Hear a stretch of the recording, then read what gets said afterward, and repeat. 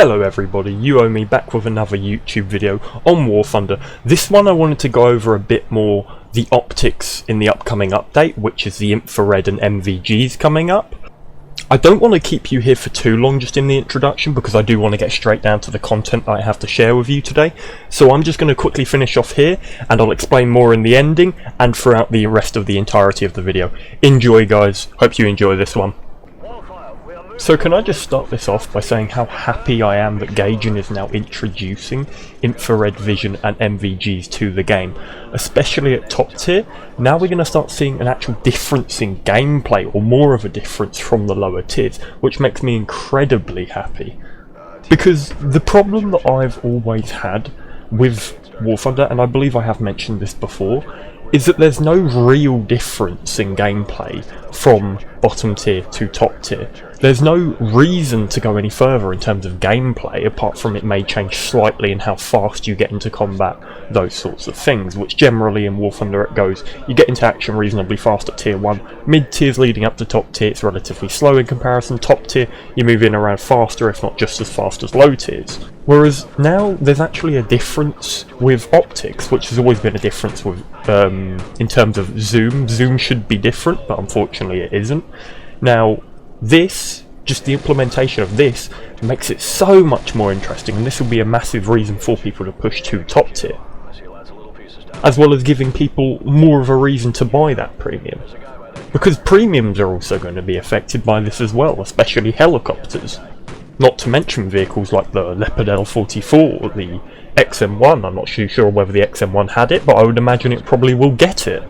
Obvious problems that I see off the start that we are going to see, and I see a lot of people worried about, is the idea of seeing people across the map. Now I'm sure this will be the case off the bat, but I'm sure there will also be ways to counter it, and there's things that people are overlooking a large map in this game with the implementation or the upcoming implementation of these new optics in game, which is sometimes you'd be better off using a different optic than the current optic you're using.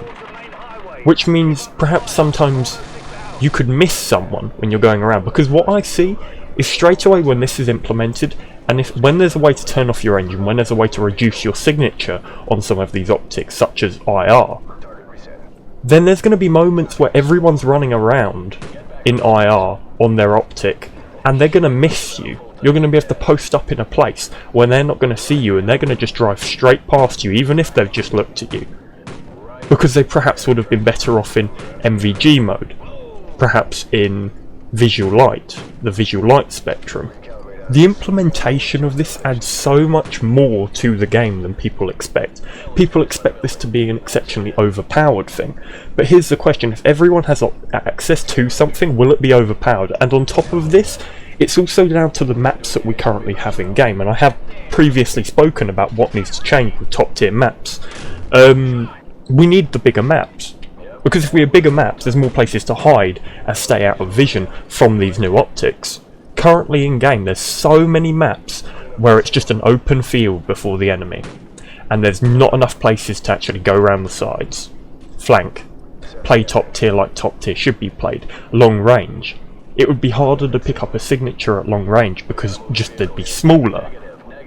Now when it's implemented I'm sure there will be many cases where people will just die because there'll be a tiny portion of their vehicle shown through a gap in a leaf, ULQ. An interesting thing being, will ULQ pick up anything that any other vision wouldn't with this? Now another thing on top of this which I think is amazing, will add so much diversity to every single vehicle leading up to top tier included, is the idea which they have announced that each individual position inside of a vehicle will have its own optics, or one of these optics, if in real life historically these vehicles had them. Now I'm sure there's going to be moments where vehicles get them in positions where they shouldn't realistically have them, but I'm not too worried about that, because what I am mainly worried about the implementation of this is not everyone running around using it.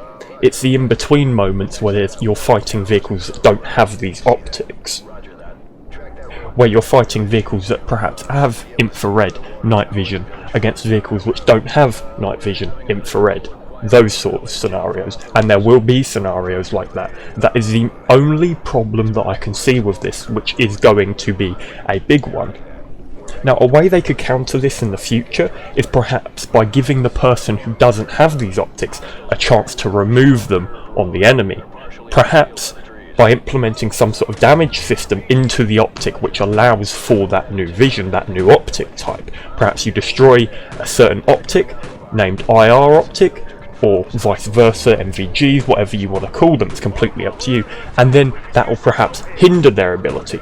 Or perhaps on top of this, I'm not sure whether currently in game it's going to work, or you kill the crew member who has those optics, and before it cycles around for someone to take over that position, you don't actually have that vision anymore.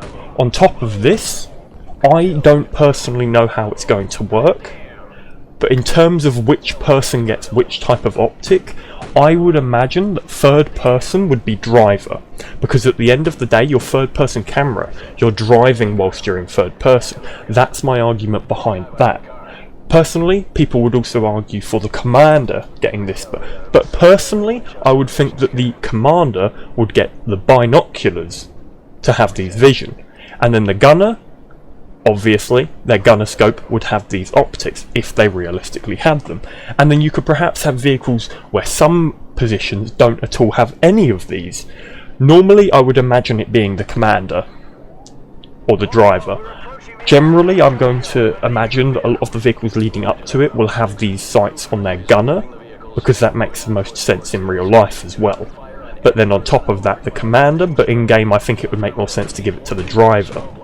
Now, I have also heard rumours about smoke grenades being able to interfere with this. Now, I don't personally think this is true. Whilst I think it would be a cool idea, I don't believe the smoke grenades that we've got in game currently have any aspects to them which would count as a counter to these new thermal optics. NVGs, it wouldn't really matter, normal smoke will affect them, but it's the IR that I think most people are going to be interested by over night vision, because IR will be useful at day and it will be useful at night, whereas NVGs will only be useful at night, and they don't allow any other visual difference apart from you can see at night in comparison to daylight. Now, going back to why you lot might think it would be overpowered, and my argument against that is that for people who perhaps didn't understand my quick go over it, when it's first implemented, you will have a lot of people running around running primarily these new optics, especially the IR one, because a lot of people will believe that to be the most powerful optic when this does come out. And ignoring all possible countermeasures, because I do not personally believe they will come out this patch, I feel that will come out in a sub-patch, or that will come out in the next major update. However, they have mentioned a way to turn off your engine, which would reduce your signature, and there will be degradation of your signature in the IR status, such as heat around your barrel, some sort of signature around your barrel, tracks, engine deck, etc. All those main key points on your vehicle which would excrete heat. Now, once you cool that down, and let's say you've played a match where you've managed to get halfway across the map, and you're sitting somewhere next to a bush, next to a building, looking sideways where they will eventually cross you. At the beginning of the implementation, I can imagine a lot of people forgetting about being able to change optics. They'll change straight away to IR and be running IR for a large portion of the match. So they'll be going around with IR hoping to pick up people. Your signature by then has run out, so they cannot see you as easily, and perhaps they would have been better and they would have been able to more easily spot you if they were in the light spectrum, using the normal optic which we all know from this game and has been in this game forever, because otherwise it wouldn't be a game because you wouldn't be able to see it. Or perhaps they would have been better off even running night vision because they're running not a night map. And so there will be many moments when this is first introduced where people will go past you and you'll be wondering how they didn't see you. That is because they are using the incorrect optic for their current scenario.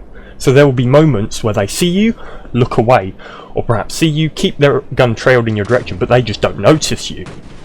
And then this leads on to another thing, which is interference from the environment around you, and whether or not that is going to be a big implication on whether or not you use certain optics in certain environments, certain combat situations.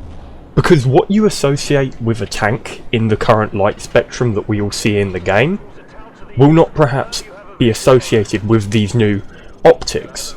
Because in IR, it will be in blocks of colour, as opposed to what we currently see, which we can associate with a tank. It looks like a tank, it's got a turret, whereas we're only seeing blocks of heat. If the environment's got these blocks of heat, especially at long range, it's going to be hard to distinguish, and you're going to find yourself looking between blocks of colour, perhaps thinking that that might be an enemy, and then realising it's a rock on the hill that has heated up from the sun. And perhaps deserts will have probably the largest impact on the IR, and the sun on top of that, sun glare, etc. Now I'm not too sure whether sun glare in real life would affect it, but I'm going to go ahead and put it in there as a balancing feature which could perhaps be added. On top of this, you've also got the type of optic you're using, how old it is, what generation it is. Now obviously vehicles are not going to have the correct generation type of optic, and that's going to happen. I'm not going to complain too much about that, because getting this all right is very hard. All we need are the foundations for an optic it would have had in real life, and that's all I personally care about. But by adding in optics which are more grainy than others, you can simulate older vehicles in comparison to new vehicles, which gives an incentive. Again, I'm going to talk a lot about incentives a lot of the time in many videos that I make. Because currently, or before any of this was announced, there wasn't much of a reason to get the next up vehicle, because there was nothing different about it apart from looks. And then the moment you unlocked that, you were then able to get up tiered. There was no power creep in that sense anymore, and there hasn't been for a very long time, because once you unlock that new vehicle, you're then fighting vehicles above that. Yes, you're fighting vehicles below you, which you were playing before, but then you go back to that vehicle you were playing before, and that one can get down tiered to vehicles before, vice versa. There's nothing different about it in that terms. That's what I always view as power creep in this game. Now I know there's other versions of power creep, and I know there are better vehicles than others, but that's what I'm trying to get out here. Overall, I am exceptionally happy that Gaijin is adding this to the game, and I think it will bring a lot more diversity to the game. Difference. That is what we need at top tier, and that is what we're getting this update. I am exceptionally happy that we're not getting a new tank, and instead we're getting this new mechanic which will affect every single vehicle virtually at top tier, including one day possibly planes, and including helicopters, tanks, armoured fighting vehicles, etc. You get the picture. I like this because it gives more of an incentive to get to top tier. All we need to push now is the refinement of these new mechanics in game, which I'm sure there will be problems, but I don't want to see people complaining all the time, because I know we will get that. Unfortunately, it's just going to happen. I know I can't stop it, but we need to push the refinement of these, and there will be problems. On top of this, we need to push better map design for top tier in particular. Fixing the maps would fix even some problems with mechanics in game. Anyway, that's all I have today. If you liked this video, drop a comment, subscribe. It always helps the channel. Apart from that, you guys do what you do best. Enjoy life, and I'll catch you in the next video. Hopefully you did enjoy this one, and I did put some content of COD 4, Modern Warfare 4, that is, Death from Above mission, just because I felt it honestly did match the tone of what we're going to see in 1.01, perhaps not with basic 130 gunships or planes, but it has the optics there. Anyway, enough of my ramble, and enough of my reasoning for why it won't be overpowered, etc., ways to counter, and just an overall explanation to those of you who wanted a slightly clearer one, with a bit of bits and bobs there thrown in. I'll leave you all to it. Have a good one.